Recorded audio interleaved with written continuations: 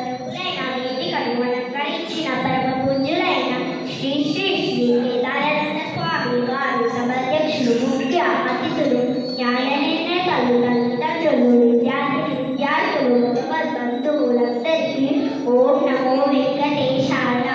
ఈరోజు మనము జ్ఞాన కర్మ భక్తిల సారము శ్రీమద్ భగవద్గీత ఒక్కొక్క అధ్యాయము ఒక్కొక్క యోగము అని చెబుతారు.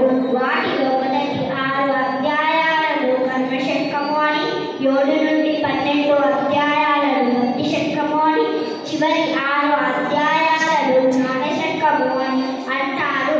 శ్రీమద్ భగవద్గీత మొత్తం 18 అధ్యాయాలు 701 శ్లోకములతో కూడుకొని ఉన్నది.